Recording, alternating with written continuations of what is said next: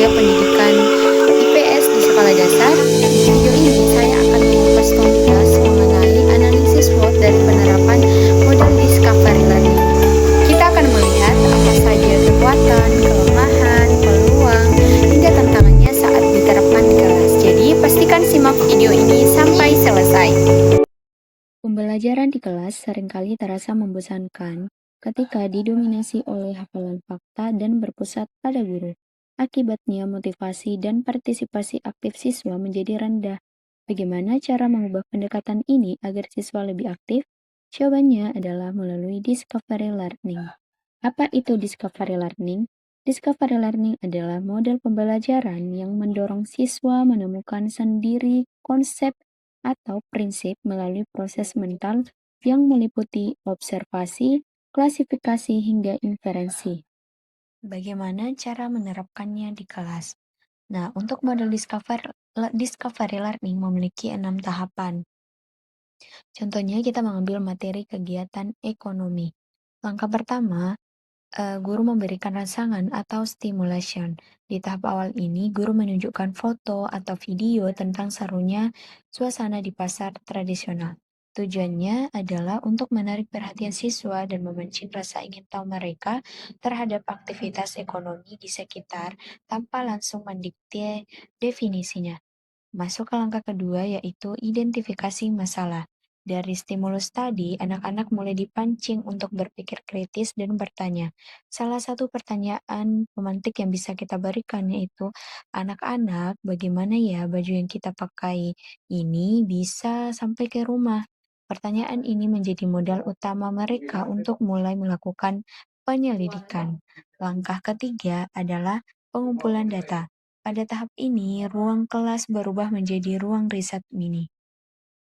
Anak-anak mulai aktif mencari jawaban atas pertanyaan tadi dengan cara membaca buku tema kegiatan ekonomi, mengamati gambar alur IPAS, atau mereka melakukan wawancara dengan lingkungan sekitar mereka, menganalisis, dan lain-lain sebagainya.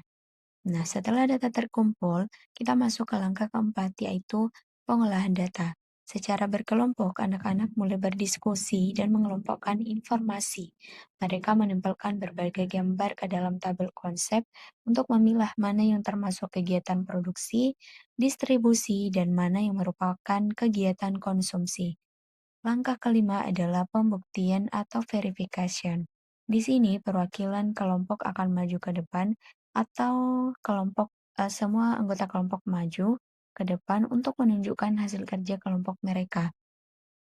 Mereka saling mempresentasikan, menanggapi, dan membuktikan apakah klasifikasi gambar yang mereka lakukan sudah tepat atau butuh perbaikan. Terakhir, langkah keenam adalah menarik kesimpulan. Bersama-sama dengan guru, semua anak menyimpulkan inti dari kegiatan ekonomi hari itu.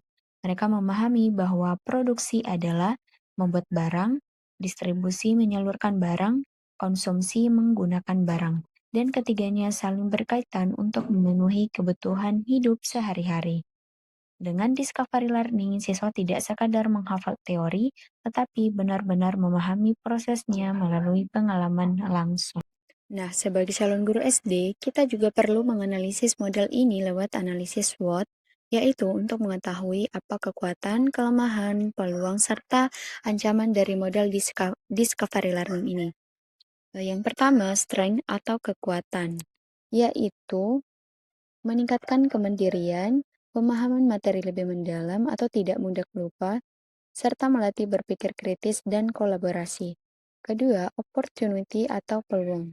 Sangat sejalan dengan arah kurikulum merdeka, mendukung keterampilan abad 21 yang dikenal dengan 4C, critical thinking, creativity, communication, dan collaboration, serta memanfaatkan teknologi dan lingkungan sekitar sebagai laboratorium belajar yang nyata. Ketiga, weakness atau kelemahan. Kelemahan yang pertama itu membutuhkan waktu yang lama untuk mencari dan mengolah data. Nah, solusinya guru itu menetapkan batasan waktu yang ketat atau time management pada tiap sintaks menggunakan timer visual di kelas. Kedua, risiko dominasi siswa yang aktif di dalam kerja kelompok.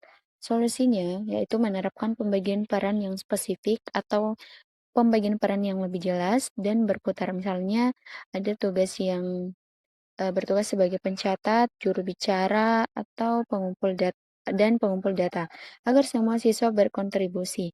Ketiga, siswa yang pasif sulit beradaptasi mencari materi sendiri.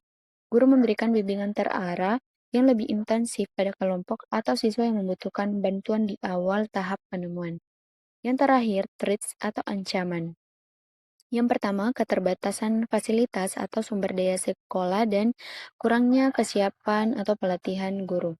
Jika fasilitas digital minim, optimalkan lingkungan fisik sekitar seperti kantin, koperasi, atau kebun sebagai media belajar konkret yang gratis tanpa ketergantungan penuh pada internet.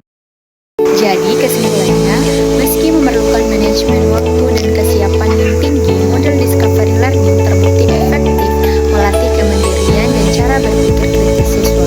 Dengan strategi dan solusi yang tepat, tantangan di kelas bisa diubah menjadi peluang pembelajaran yang bermakna. Terima kasih, sampai jumpa di video edukasi berikutnya.